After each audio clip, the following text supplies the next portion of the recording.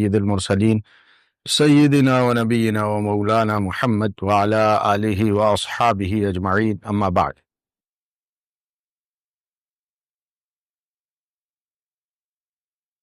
فقد قال اللہ تعالی فی کلامہ المجید، اعوذ باللہ من الشیطان الرجیم، بسم اللہ الرحمن الرحیم۔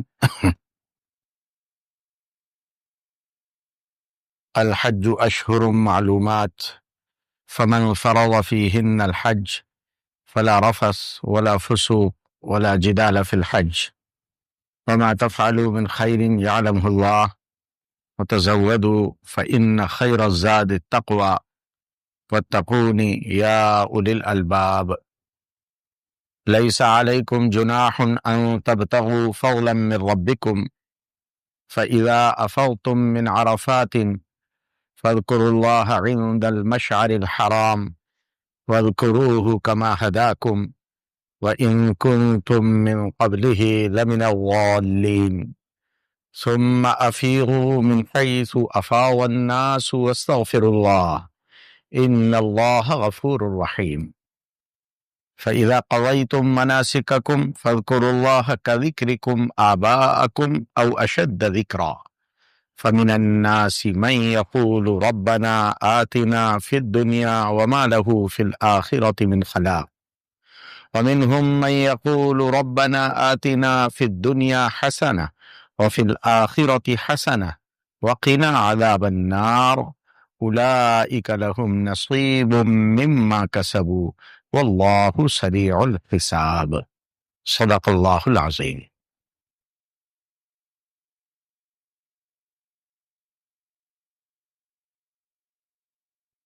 حج کے متعین مہینے ہیں جن پر ان مہینوں میں آزادی، استطاعت، صحت، ایمان، عقل کے پائے جانے پر حج فرض ہو جائے۔ ان کو چاہیے کہ اپنے جذبات کو قابو میں رکھیں، سخت کلامی نہ کریں، لڑائی جھگڑا نہ کریں۔ حج کے زمانے میں خاص طور سے حاجی جو بھی نیک عمل وہاں کر رہا ہوتا ہے، ہر عمل پر اللہ کی خصوصی نگاہ ہے۔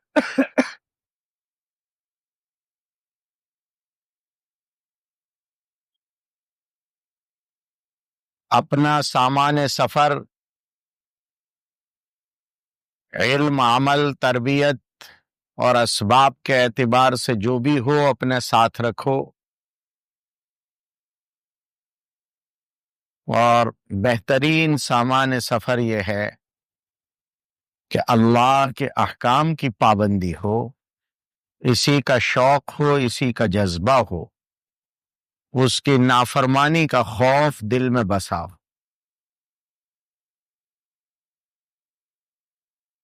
وَاتَّقُونِ یا أُولِي الْأَلْبَاب، اے عقل مندوں کی جماعت، اللہ کے احکام کی پابندی کرو، نافرمانی سے ڈرتے رہو۔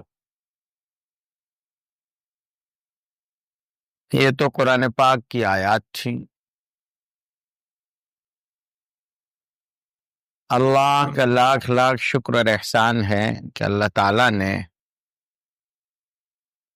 آپ حضرات کو امسال کے حج کے اسباب اختیار کرتے ہوئے حج کا عزم مصمم کرنے کی توفیق عطا فرمائی ہے۔ اللہ تعالیٰ صحت، عافیت، اعمال صالحہ کے ساتھ مقامات مقدسہ کی عظمت اور ادب کا خیال رکھتے ہوئے مقبول حج نصیب فرمائے، عافیت کا سفر جانے اور آنے کا مکمل کرائے۔ حج میں دیکھا جائے تو چار چیزیں ہیں. ایک ہے حج کی تیاری، ایک ہے حج کا سفر، ایک ہے عمرہ، ایک ہے حج، اور ایک ہے مدینہ منورہ کی حاضری. جو لوگ پہلے مدینہ منورہ جاتے ہیں، جیسے کہ اس سال کی حج کمیٹی کے غالباً جو جتنے بھی رفقا ہیں مدھیہ پردیش کے، وہ غالباً اسی طرح جا رہے ہیں کہ پہلے وہ مدینہ منورہ جائیں گے. پہلے ان کی حاضری مدینہ منورہ کی ہے، اس کے بعد ذوالحلیفہ سے ان کا عمرہ ہے، اور پھر حج ہے، اور طواف وداع کے بعد ان کی اپنے ملک واپسی ہے. جہاں تک مسئلہ ہے تیاری کا، حج کی تیاری کو ہم 4-5 حصوں میں تقسیم کر سکتے ہیں. ایک تیاری ہوتی ہے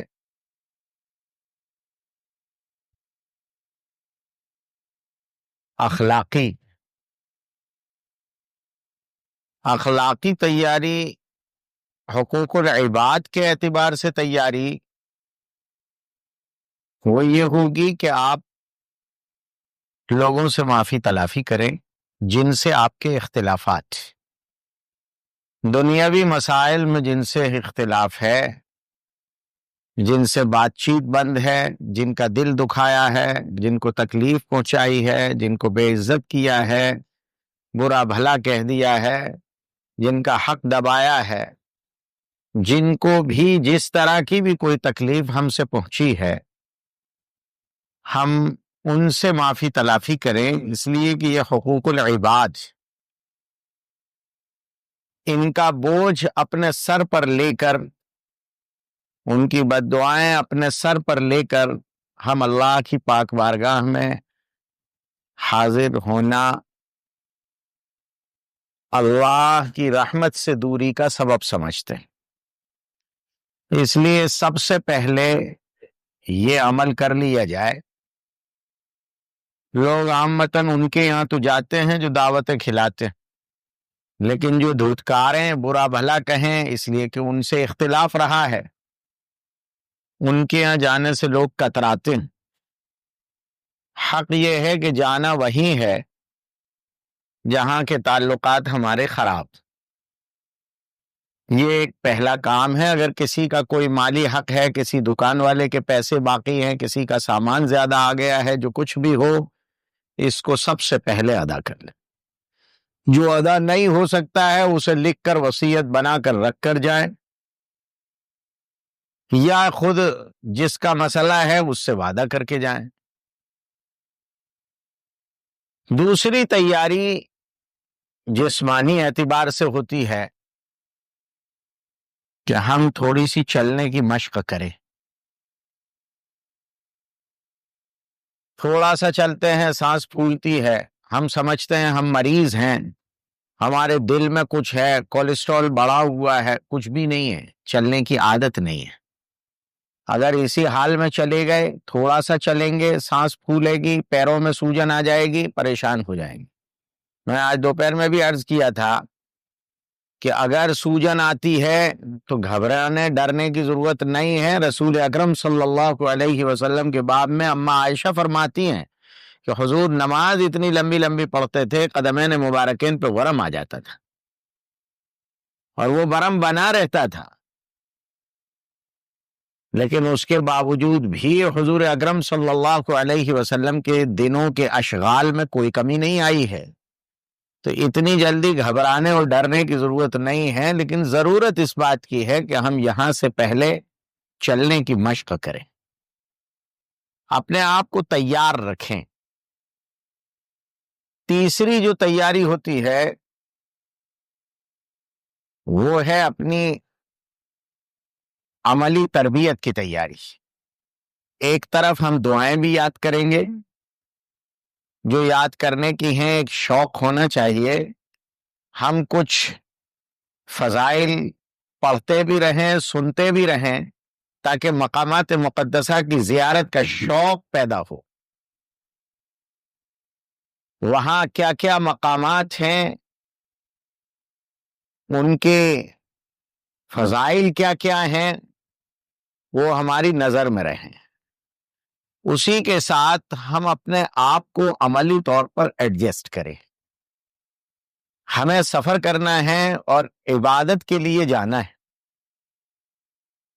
اس کو ہم اس طرح ترتیب دیں کہ ہم یہیں سے تہجد گزار بنیں، رات کو جلدی اٹھنے کی مشق کریں، اشراق، چاشت، اوابین، نوافل اور مسجد میں زیادہ دیر گزارنے کی عملی مشق اگر یہاں سے ہوگی تو وہاں کام آئے گی۔ جو لوگ یہ سمجھتے ہیں کہ یہاں تو ہم مصروفیات میں ہیں، وہاں فارغ ہو جائیں گے تو فوراً وہاں ولی بن جائیں گے اترتے ہی، اور پھر جدہ اتر کے ولی بنیں گے، کوئی سوچتا ہے کہ پھر مکے جا کے ولی بنیں گے، پھر سوچتے ہیں کہ حج کا وقت آئے گا تب ولی بن جائیں گے، پھر وقت سوچتے ہیں کہ حج کے بعد ولی بنیں گے، پھر سوچتے ہیں یہاں نہیں مدینے جا کے بن جائیں گے، پھر سوچتے ہیں واپس آ کے بن جائیں گے، اور جیسے گئے تھے ویسے ہی واپس آئیں گے۔ یہاں سے ہی آپ کو عملی مشق کرنی ہوگی۔ جب آپ اس چھوٹے بیت اللہ میں جانے کی عادت بنائیں، اپنے آپ کو تھوڑا سا فارغ کریں، تلاوت، دعا، ذکر، نماز، نوافل کے لیے وقت نکالیں، تو یہ عمل آپ کا وہاں باقی رہے گا، جاری رہے گا۔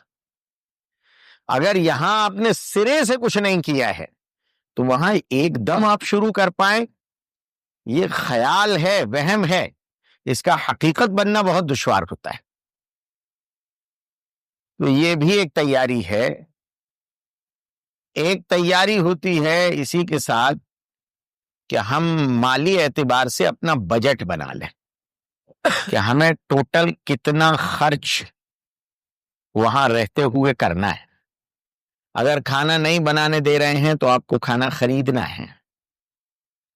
اب وہاں رہ کر کتنے دن مکہ مکرمہ کے ہیں، کتنے مدینہ منورہ کے ہیں، کتنے منی عرفات کے ہیں۔ اگر شوہر بیوی دونوں جا رہے ہیں تو دونوں کا صبح و شام کا کھانا اور ناشتہ، یہ سب ملا کر کتنا ہوتا ہے، اس کے اعتبار سے اپنا ایک بجٹ بنا کر رکھیں کہ اتنا ہمارے اوپر خرچ کرنا ہے، اتنا حج کے زمانے میں سفر پر خرچ کرنا ہے، جو ٹیکسیاں کرنی ہوتی ہیں، مینا سے یہاں آنا ہے، یہاں سے پھر مکے آنا ہے، عزیزیہ آنا ہے، مینا واپس جانا ہے، اس وقت میں ٹیکسیوں کا خرچ ہوتا ہے، وہ بھی مستقل ہے ایک۔ اس کے علاوہ اگر آپ عمرہ کر رہے ہیں تو آپ کو مسجد عائشہ تک جانا ہے، اگر بس ملے گی تو وہ کچھ ریال لے گی، اگر ٹیکسی سے جا رہے ہیں تو زائد رقم ہو جاتی ہے، پھر بار بار حلق کرانا ہے، اس کے بھی پیسے لگتے ہیں۔ تو یہ ایک بجٹ بنا کر رکھیں کہ اتنا خرچ ہمیں سفر پر کرنا ہے، اتنا خرچ ہمیں کھانے پر کرنا ہے، اتنا خرچ صدقات پر کرنا ہے، اس لیے کہ بال تو ٹوٹیں گے، ایک ایک ریال کے صدقے تو دینا ہی پڑیں گے جو احرام کے ہیں۔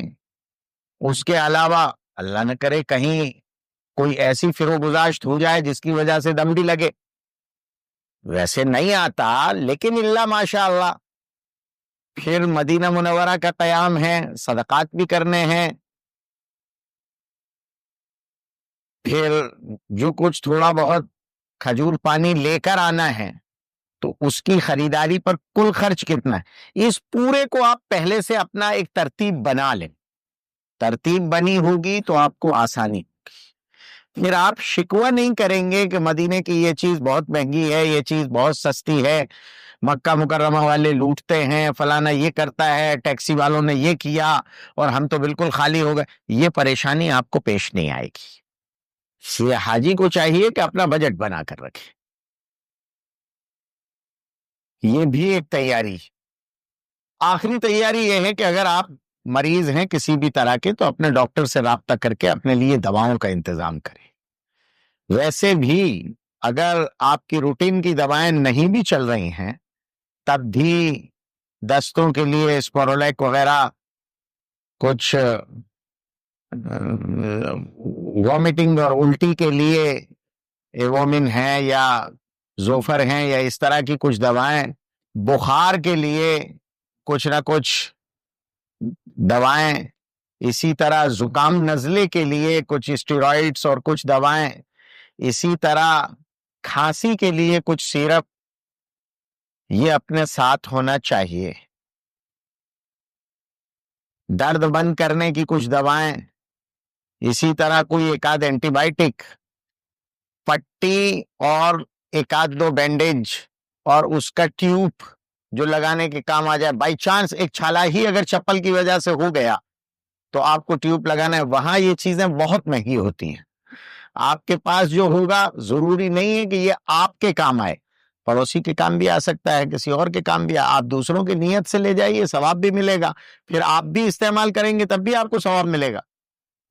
یہ دواؤں کی ایک کٹ. اس کے علاوہ چونکہ سخت گرمی کا حج ہوتا ہے، اس لیے ہم لوگ ہر حاجی کو مشورہ دیتے ہیں کہ آپ کے ساتھ الیکٹرول کے پاؤچ ہونے چاہیے، لازمی لے جائیں. لوگ چڑچڑاتے ہیں پانی کی کمی کی وجہ سے، انرجی ایک دم ڈرین ہوتی ہے، کمزوری آتی ہے، ہانپنے لگتے ہیں، پریشان ہو جاتے ہیں. کبھی کبھی یہ ہوتا ہے دھوپ میں چلتے ہوئے آ رہے ہیں، اچانک گر پڑے. یہ شکایتیں ہوتی ہیں عموماً، پچھلے سالوں میں یہ شکایتیں بہت رہیں.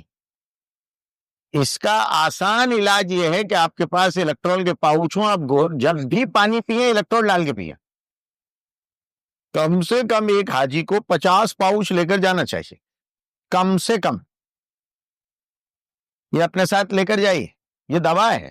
اگر کسی جگہ بائی چانس ایسی نوبت آئے کہ آپ کے پاس پانی بھی نہیں ہے تو آسان طریقہ یہ ہے کہ آپ الیکٹرول ڈائریکٹ منہ میں ڈال لیں.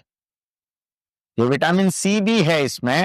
جیسے ہی آپ اسے منہ میں ڈالیں گے شوگر بھی بوسٹ کرے گا، اور وٹامن سی ہے تو ایک دم یہ انرجی بوسٹ کر دے گا.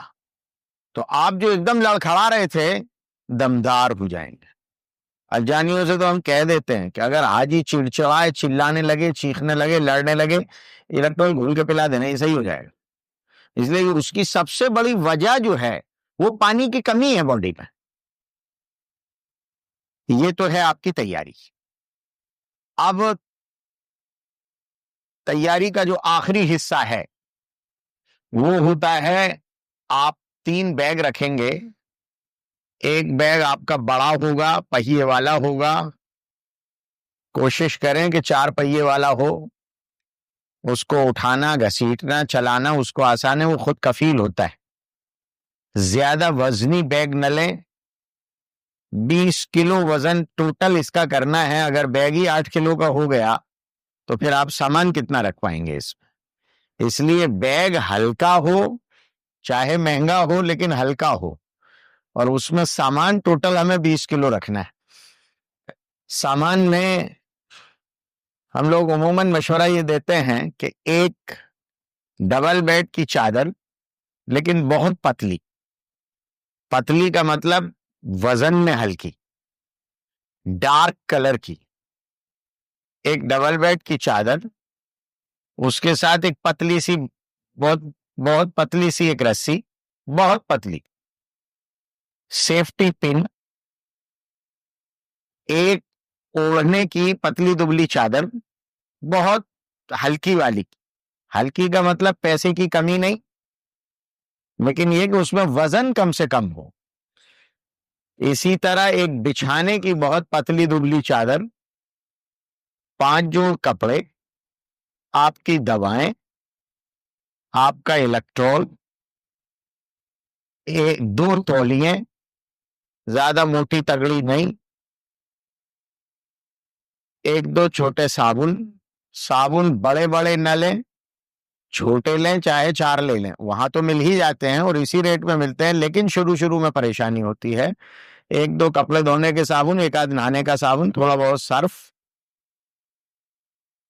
کھانے پینے کا سامان. کھانے پینے میں آپ میدے کی چیزیں تلی بلی مل جاتی ہیں آج کے زمانے میں.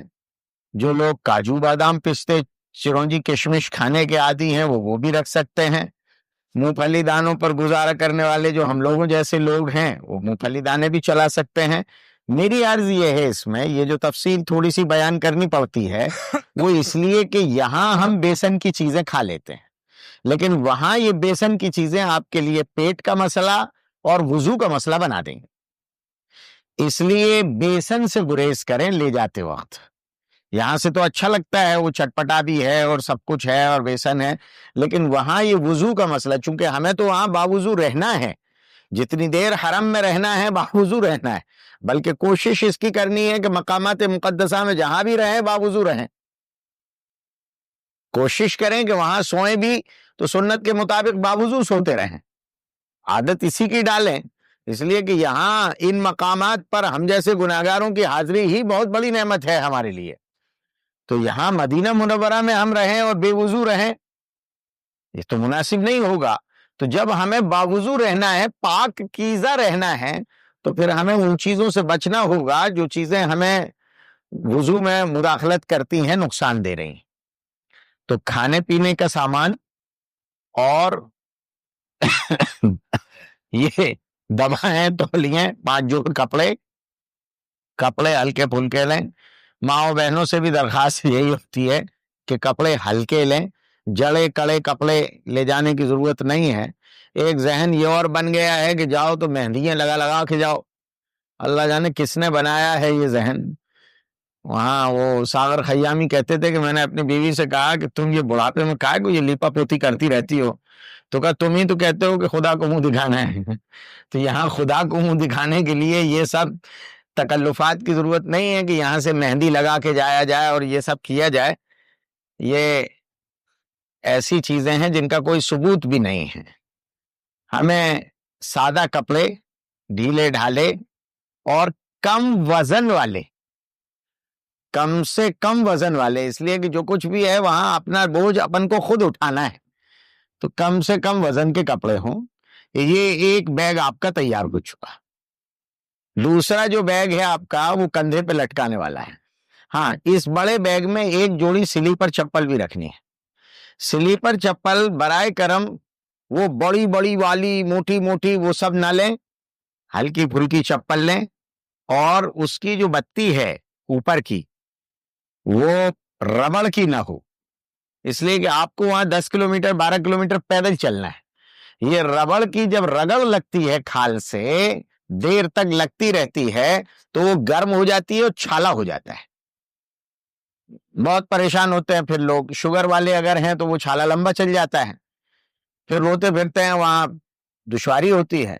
اس لیے یہ سب نہ کریں۔ یہاں سے جو چپلیں لے جائیں، یا تو وہ چائنیز والی جو آتی ہیں، وہ چائنی بتیوں کی، وہ نیلے کلر کی ہلے کلر کی آتی تھی، وہ یا تو وہ مل جائیں، یا پھر کپڑے کی بتی والی جو آ رہی ہیں وہ زیادہ مناسب ہیں بنسبت یہ ربڑ والیوں کے۔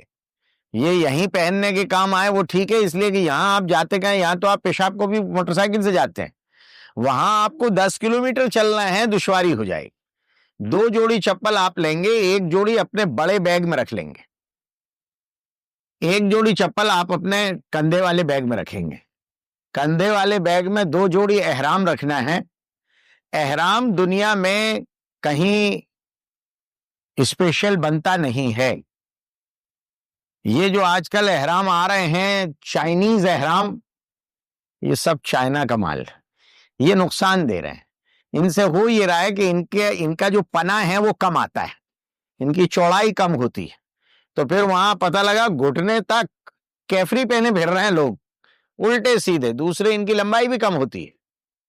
کم سے کم موٹا، آپ کھادی بھنڈار جیسی جگہوں پر چلے جائیں، میں ان کے ایڈورٹیزمنٹ نہیں کرتا، موٹا لٹھا ڈبل پنے کا 2.5 میٹر کی ایک چادر کے حساب سے آپ 10 میٹر لے لیں اور ان کے 4 ٹکڑے کر لیں۔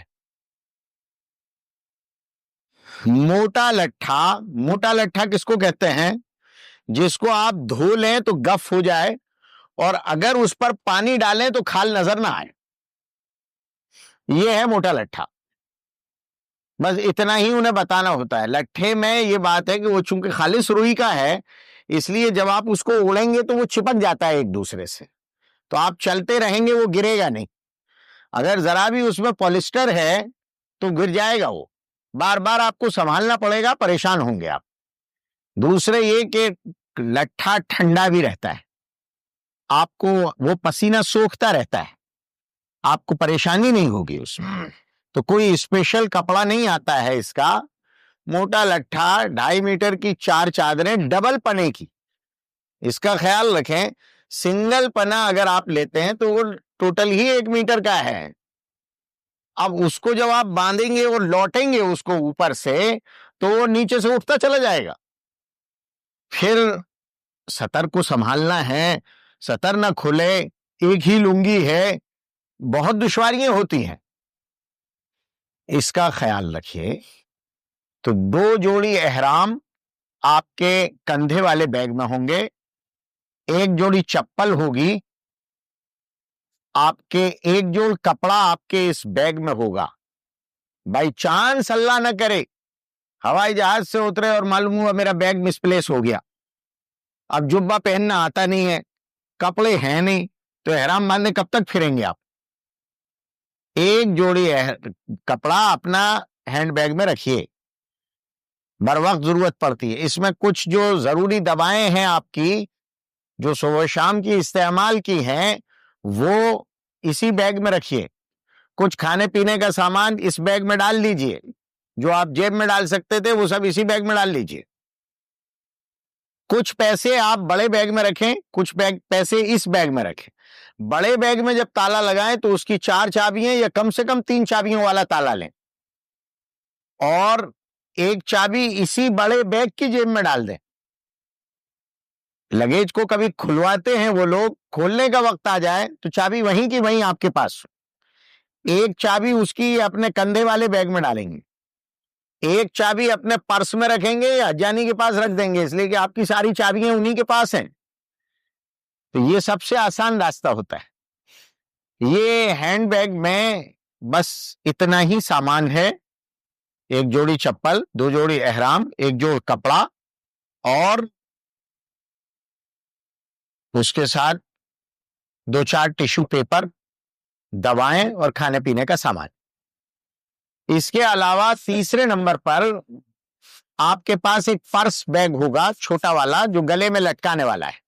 اس کے 2 بند ہوتے ہیں، ایک گلے میں ڈالنے کا، ایک کمر میں باندھنے کا، ورنہ آپ رکوع کریں گے اور وہ ایسے ایسے ڈولے گا، اس لیے اس کو کمر میں باندھنا ہے. اس میں پہلے تو بہت سارا سامان رکھا جاتا تھا، اب اتنا رکھنے کی ضرورت اس لیے نہیں پڑتی کہ موبائل آ گئے. اچھا، آپ کا چارجر اور آپ کا پاور بینک، یہ دونوں چیزیں آپ کے کندھے والے بیگ میں ہوں گی. پاور بینک کو آپ لگیج بیگ میں اگر ڈالیں گے تو وہ لوگ نکلوا دیں گے، ورنہ خود نکال دیں گے وہ، اس لیے کہ اگر لوڈ پڑا اور وہ پھٹ گیا تو ہوائی جہاز میں آگ لگا دیتا ہے، اس لیے وہ لوگ اس میں نہیں رکھنے دیتے ہیں. آپ اس کو اپنے کیری بیگ میں، کندھے والے بیگ میں رکھ سکتے ہیں. اس میں آپ کا موبائل رکھا جائے گا اس پرس والے بیگ میں. ایک چیز اس میں اور رکھی جاتی ہے، اس کو کہتے ہیں ملتانی مٹی. ملتانی مٹی کا ایک ہتھیلی کے برابر ٹکڑا لے لیتے ہیں، یہ 2 لے لیں تو اور اچھی بات ہے. ان کو پلاسٹک تھیلی میں پیک کر لیتے ہیں، اس کو ایک اپنے یہ پرس بیگ میں رکھتے ہیں اور ایک کو اپنے وہ بڑے والے بیگ میں ڈال لیتے ہیں. یہ 2 کام آتا ہے. ایک تو یہ ہوائی جہاز میں تیمم کرنے کے کام آتا ہے، اسی لیے اس کو اس بیگ میں رکھا ہے. اور دوسرے، احرام کی حالت میں آپ ٹوائلٹ سے آئے، اب آپ کو ہاتھ دھونا ہے، اب وہ ملتے نہیں ہیں، وہ کیا ہوتا ہے، بغیر خوشبو کے صابن ڈھونڈتے پھرو. جب ہم مردے نلا دیتے ہیں پورے ملتانی مٹی سے تو ہاتھ دھونے میں ہمیں کیا تکلیف، وہاں تو مٹی ملے گی نہیں.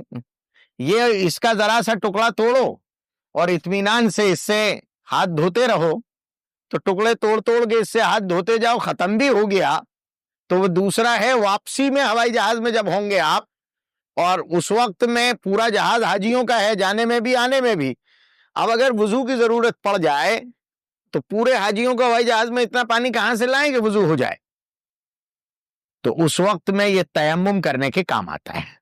اس کے لیے ایک اتنا بڑا ٹکڑا ملتانی مٹی کا، اس کو ایسا لیتے ہیں، یہ ٹکڑا ہے پورا، یہ ذرا پتلا ہے، وہ ذرا چوڑا ہوگا، تھوڑا سا موٹا بھی ہوگا ہلکا سا. اس کو ایسا لیا اور ایسے ایسے مار لیا، اس کو رکھا اور پورے چہرے پر پھیر لیا، اور اس کے بعد پھر اٹھایا، پھر ایسے ایسے مار لیا اور پھر ایسے دونوں ہاتھوں میں کوہنی سمیت باقاعدہ